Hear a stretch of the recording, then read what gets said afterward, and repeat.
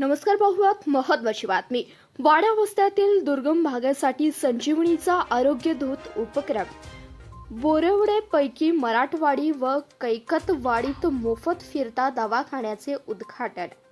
वाड्या वस्त्यांमध्ये व दुर्गम ग्रामीण भागात आरोग्य सेवा पोहोचावी या सामाजिक उद्देशाने संजीवनी मल्टीपर्पज फाउंडेशन व संजीवनी सखी मंच यांच्या वतीने बोरिवडे पैकी मराठवाडी तसेच कैकतवाडी या दुर्गम ग्रामीण भागात मोफत दवाखान्याचे उद्घाटन करण्यात आले. या उपक्रमाचे नेतृत्व संस्थापक अध्यक्ष आदरणीय डॉक्टर स्वाती दीपक पाटील यांनी केले.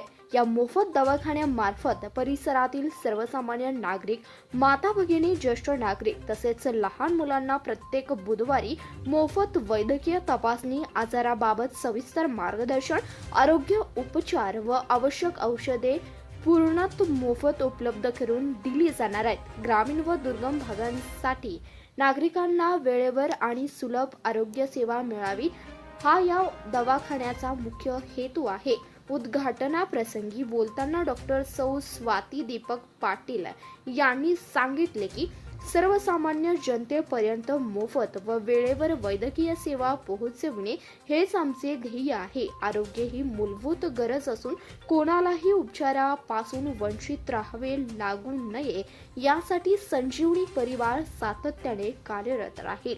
या उपक्रमामुळे मराठवाडी व कैकतवाडी परिसरातील नागरिकांनी समाधान व्यक्त केलं आहे. धन्यवाद. प्रतिनिधी शंकर कुंभार, CBS न्यूज मराठी, कोल्हापूर.